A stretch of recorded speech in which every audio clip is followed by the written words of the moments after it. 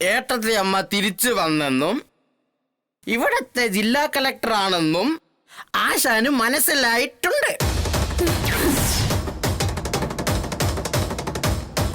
ഒരു ചടങ്ങിനെ വിളിച്ചപ്പോ ആശാനെ പറ്റിച്ചു, ആളും മാറി. കളക്ടറേറ്റിൽ ചെന്നപ്പോഴും ആള് മാറി. ഇനി പറ്റിക്കാൻ പറ്റത്തില്ല എന്റെ ശാന്തേ. ആശാൻ അങ്ങോട്ട് വരുന്നുണ്ട്, ശാരദാമ്മയുടെ വീട്ടിലേക്ക്.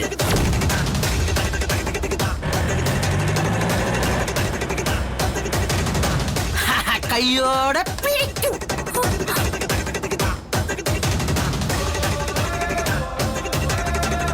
സൂക്ഷിച്ചോ. എങ്ങനെ?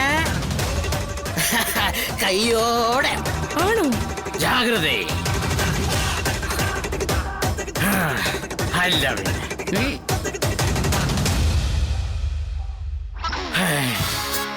ഇപ്പൊ എന്തോ ഒരു സമാധാനം.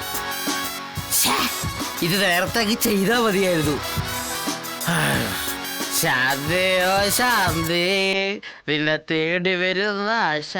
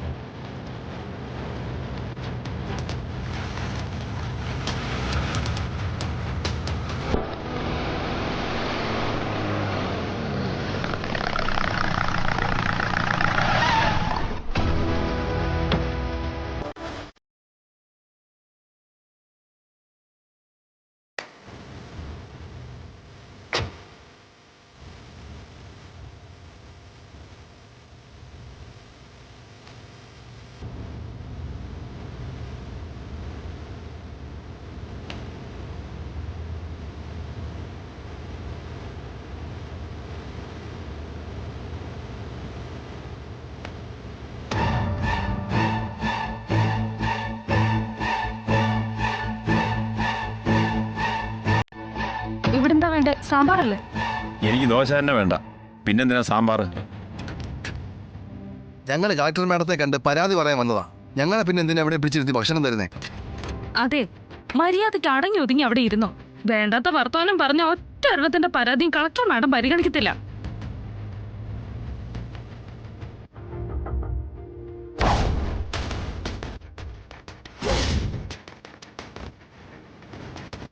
കഴിക്കാൻ വേണ്ടി മാത്രമേ വാ തുറക്കാവൂ, കേട്ടല്ലോ?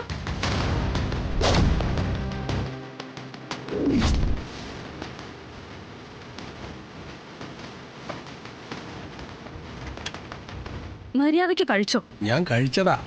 മിണ്ടി പോരുതെന്നല്ലേ പറഞ്ഞത്?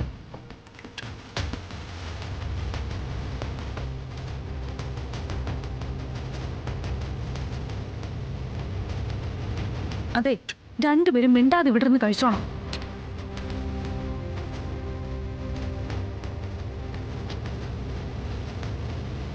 കുറച്ച് സാമ്പാർ ഒഴിക്കണോ? എനിക്ക് ദോശ തന്നെ വേണ്ട, പിന്നെ എന്തിനാ സാമ്പാർ?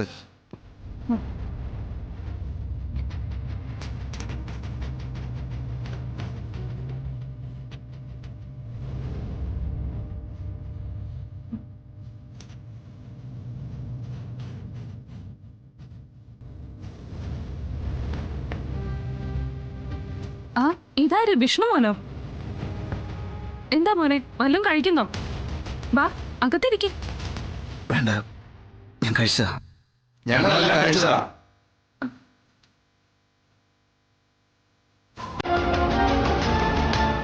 എനിക്കൊരു കാര്യം ചോദിക്കാനുണ്ടായിരുന്നു. എന്താ മോനെ?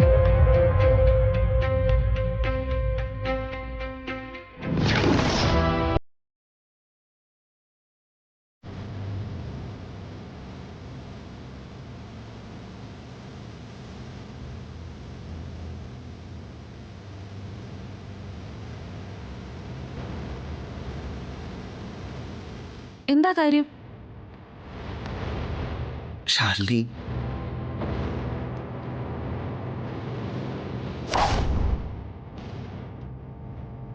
എന്താ മോനെ, ശാലിനിമോളെ പറ്റി എന്തെങ്കിലും വിവരം കിട്ടിയോ? ശാരദാമ്മയെ പറ്റിയോ ശാലിനിമോളെ പറ്റിയോ എന്തെങ്കിലും വിവരം കിട്ടിയാ ഉടനെ എന്നെ അറിയിക്കണേ മോനെ.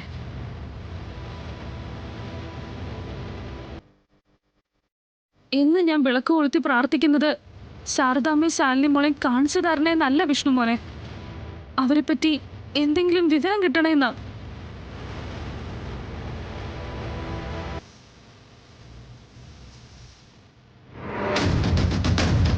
അല്ല, വീടൊക്കെ ആകെ മാറിയല്ലോ. പുതിയ പെയിൻ്റൊക്കെ അടിച്ച്. പിന്നെ ഈ അലങ്കാര ചെടികളൊക്കെ അതൊക്കെ ഞാൻ തന്നെ ചെയ്തതാ. ഹോട്ടല് എന്നെ ഏൽപ്പിച്ചിട്ടല്ലേ ശാരദാമ്മ പോയത്. അതിന്ന് നല്ല വരുമാനവും കിട്ടുന്നുണ്ട്. അതൊക്കെ ഏൽപ്പിക്കാൻ ആരും ഇല്ലാത്തത് കൊണ്ട് ഞാൻ തന്നെ എടുത്ത് ചെലവാക്കുക. ഒരു മനസാക്ഷി കുത്ത്. കുറച്ചെങ്കിലും ഞാൻ ഈ വീടിന് വേണ്ടി ചെലവാക്കണ്ടേ. അങ്ങനെയാ പെയിന്റ് അടിപ്പിച്ചതും ഈ ചെടികളൊക്കെ കൊണ്ടുവച്ചതും. എത്ര വഴിപാടുകളും നേർച്ചകളും നടത്തിയത്. ഒന്നും ഫലം കാണുന്നില്ലല്ലോ എന്നാ.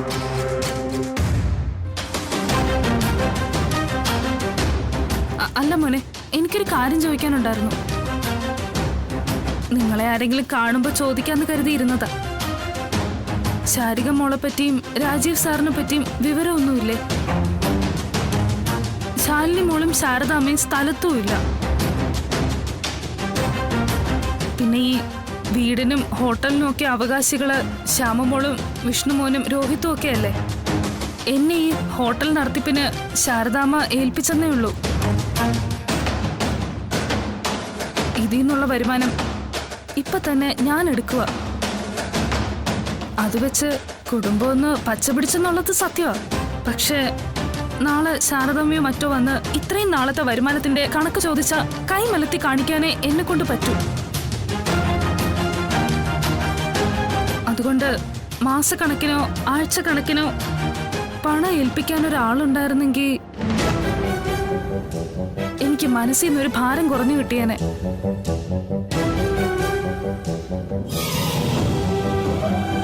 മോനോ മറ്റോ ആ പണം വാങ്ങിച്ചിരുന്നെങ്കിൽ. വേണ്ട, അത് നിങ്ങൾ തന്നെ വെച്ചോളൂ. എനിക്ക് നഷ്ടപ്പെട്ടതിന് പകരം തരാൻ ഈ ലോകത്ത് മറ്റൊന്നുമില്ല.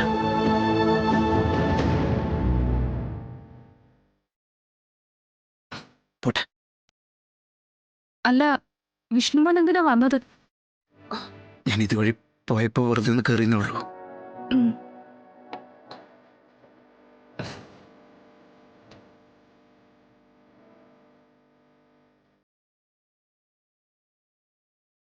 ഇടയ്ക്കേ ഇതുവഴിയൊക്കൊന്ന് വന്നിട്ട് പോണേ മോനെ.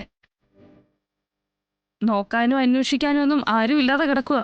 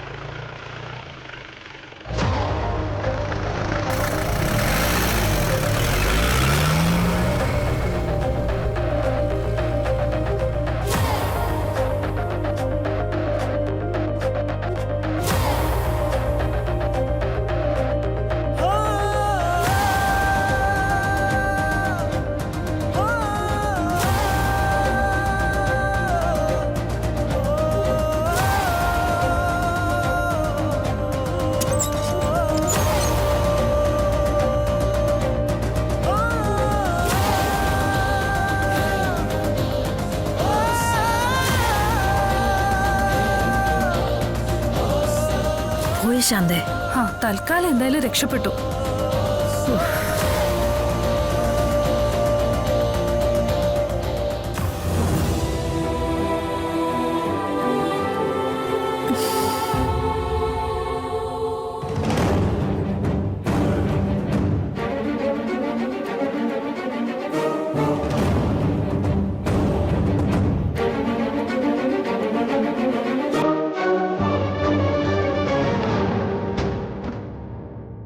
ഇതുവരെ കഴിച്ചു തുടങ്ങിയില്ലേ?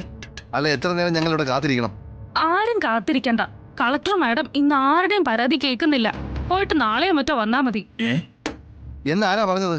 കളക്ടർ മാഡം പറഞ്ഞു ഞാൻ പറഞ്ഞ മാഡം പറഞ്ഞതുപോലെ തന്നെയാ, പൊയ്ക്കോണം. ഉരുൾപൊട്ടലും ഭൂകമ്പൊന്നും ഉണ്ടായിട്ടില്ലല്ലോ, ഇപ്പൊ തന്നെ പരിഹരിക്കാനായിട്ട്.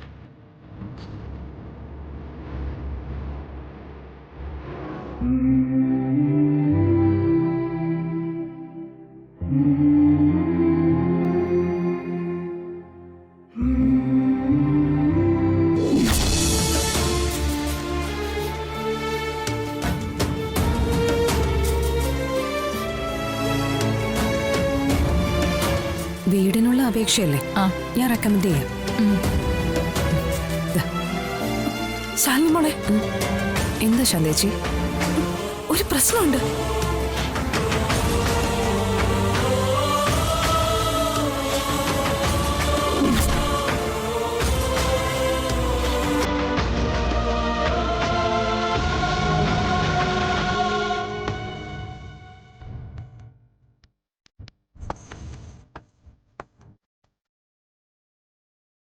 നീ കാണിച്ചത് വലിയ ബുദ്ധിയാണെന്നാണ് എന്റെ മോളുടെ വിചാരം.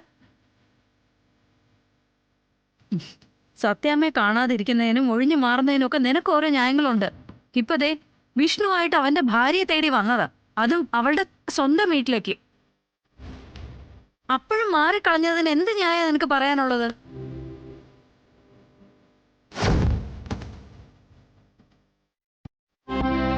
എടി, സത്യാമ്മ അല്ല, ഇപ്പൊ നീ തന്നെയാ വിഷ്ണുവിന്റെ മനസ്സിൽ നിന്ന് നിന്നെ തുടച്ചു നീക്കിക്കൊണ്ടിരിക്കുന്നത്.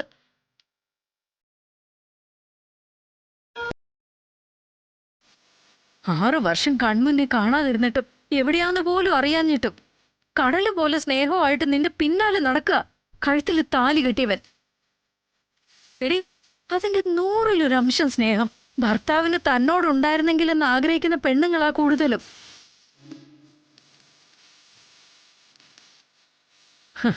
6-7 ദിവസം കാത്തിരുന്ന് ഭാര്യയെ പാമ്പിനെ കൊണ്ട് കടുപ്പിച്ച് കൊന്നവരുടെ കഥയൊക്കെ നീ കേട്ടിട്ടുണ്ടല്ലോ. മോളെ, വച്ച് നീട്ടുമ്പോ നിരസിക്കുന്ന സ്നേഹം പിന്നെ അത് ആഗ്രഹിക്കുമ്പോ കിട്ടണമെന്നില്ല.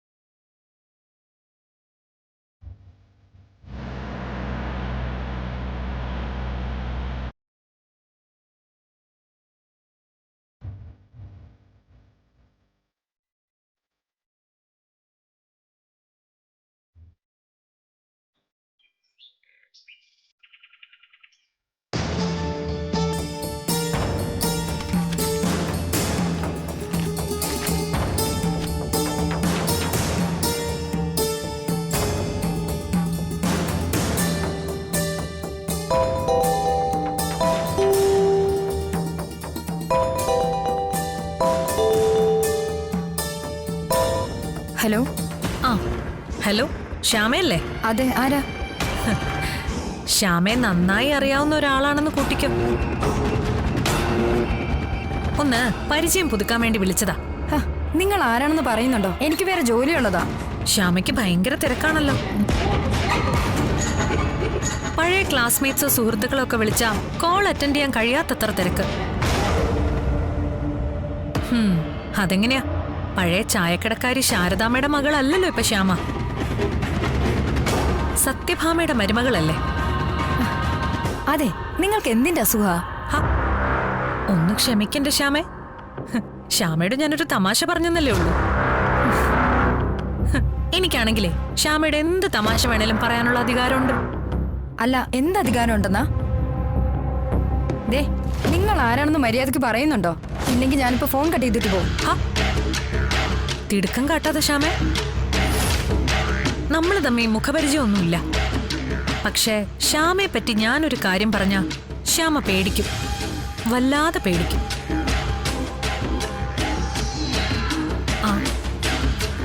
ഹലോ? ശ്യാമ ഫോൺ കട്ട് ചെയ്ത് പോയിട്ടൊന്നുമില്ലല്ലോ അല്ലേ? അങ്ങനെ ചെയ്താൽ പ്രത്യാഘാതം രൂക്ഷമായിരിക്കും. ശ്യാമ ഇത് താങ്ങില്ല. നിങ്ങളെന്താ എന്നെ ഭീഷണിപ്പെടുത്തുവാണോ? നിങ്ങൾ തന്നെ നേരത്തെ പറഞ്ഞതുപോലെ സത്യഭാമയുടെ മരുമകളാ ശ്യാമയെന്ന് ഓർത്തോ? ആ മരുമകൾ പട്ടം ഇനി അഴിച്ചു വാങ്ങുന്നതാണ് ഭീഷണിയെങ്കിലോ? എന്ത്? ഈ കോള് കട്ട് ചെയ്ത് പോവാനുള്ള ബുദ്ധിമോശമൊന്നും ശ്യാമ കാട്ടില്ലെന്നാണ് ഇപ്പോഴും എന്റെ പ്രതീക്ഷ. ശ്യാമ കേട്ടിട്ടില്ലേ, മടിയിൽ കനവില്ലാത്തവൻ വഴിയിൽ ഭയപ്പെടേണ്ടെന്ന്? പക്ഷെ മടിയിൽ കനമുള്ളവര് പേടിക്കണം, നന്നായി പേടിക്കണം. ആരാ നിങ്ങള്? എന്താ നിങ്ങളീ പറഞ്ഞു വരുന്നേ? ഞാൻ ആരാണ് എന്നുള്ളത് പ്രധാനമല്ല ശ്യാമേ. പക്ഷേ ശ്യാമയ്ക്ക് ഒരിക്കലും മറക്കാനാവാത്ത സ്ഥലവും സന്ദർഭവും സമയവും പറയാം. അതിനുശേഷം ശ്യാമ തന്നെ തീരുമാനിക്കേ ഞാൻ അത്ര എളുപ്പത്തിൽ കട്ട് ചെയ്യാൻ പറ്റുന്ന ഒരു വ്യക്തിയാണോ എന്ന്. 6 വർഷം മുമ്പ് പേമാരി കോരിച്ചൊരിയുന്നൊരു രാത്രിയിൽ ഇടിയും മിന്നലും സാക്ഷിയാക്കി കരുണ ഹോസ്പിറ്റൽ.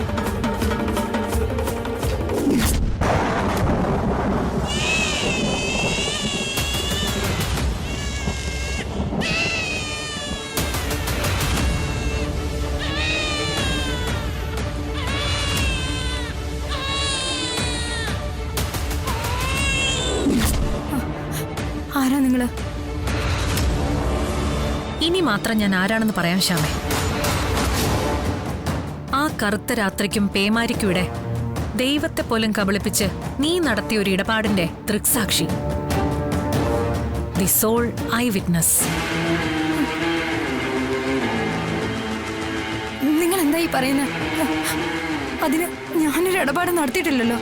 അതിനുള്ള തെളിവ് നിന്റെ ബെഡ്റൂമിൽ മയങ്ങിക്കിടപ്പുണ്ട് ശ്യാമേ. 6 വയസ്സ് പ്രായമുണ്ടതിന്. നിന്റെ ഭർത്താവിന്റെ അമ്മ പത്മാവതിയുടെ പേരിട്ട് നീ വളർത്തുന്ന പത്മിനി എന്ന പപ്പി.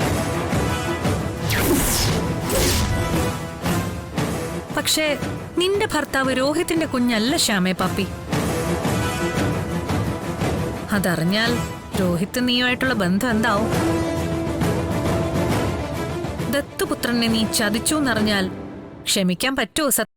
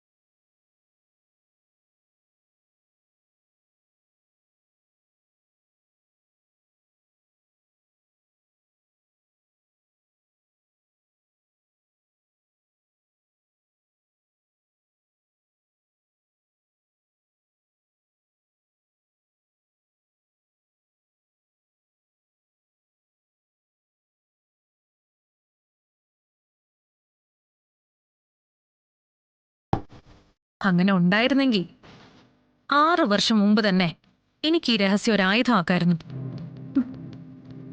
ഇക്കാര്യം സത്യഭാമയോട് വെളിപ്പെടുത്തി വേണ്ട പ്രതിഫലം വാങ്ങിക്കാമായിരുന്നു. പക്ഷേ അതൊന്നും ഞാൻ ചെയ്തില്ല. എന്തുകൊണ്ടാ? എനിക്ക് നിന്നോട് യാതൊരു ശത്രുതയില്ല. പിന്നെ നിന്റെ ജീവിതം തകർത്തിട്ട് എനിക്കെന്താ ലാഭം? പക്ഷേ എനിക്കിപ്പോ ഒരു അത്യാവശ്യമുണ്ട് ശ്യാമേ. ഞാൻ ആരാ എന്താന്നൊന്നും നിനക്ക് മനസ്സിലായില്ലല്ലോ. ഒരു 10 ലക്ഷം രൂപ എന്റെ കുഞ്ഞിന്റെ ജീവൻ രക്ഷിക്കാൻ വേണ്ടിയാകാ. അത് ശ്യാമ തന്നേ പറ്റൂ. തരില്ല എന്ന് പറയാൻ ശ്യാമയ്ക്ക് പറ്റില്ലെന്നും അറിയാം. വാങ്ങിച്ചിരിക്കും ഞാൻ ഭീഷണിപ്പെടുത്തിയെന്ന് പറഞ്ഞ് ശ്യാമയ്ക്ക് പോലീസിനെ സമീപിക്കാൻ ഒരു നിവൃത്തിയില്ലെന്നറിയാം. പോലീസിനോടൊന്നല്ല, ലോകത്താരോടും ഇത് പറയാൻ ശ്യാമയ്ക്ക് പറ്റില്ല. സത്യഭാമയുടെ മരുമോൾക്ക് 10 ലക്ഷം രൂപയൊന്നും വലിയ തുകയൊന്നും അല്ലല്ലോ. അതിങ്ങ് തന്നേക്കണം. നാളെ രാവിലെ. സമയം അതിക്രമിച്ചാൽ ശ്യാമയുടെ രഹസ്യം മറ്റാരോടെങ്കിലും ഞാൻ പറഞ്ഞാൽ അത് ശ്യാമയുടെ മാത്രം കുറ്റമായിരിക്കും. 6 വർഷം ശ്യാമ പിന്നെന്തിനാ ഈ രഹസ്യം ആമത്താഴിട്ട് പൂട്ടിയത്?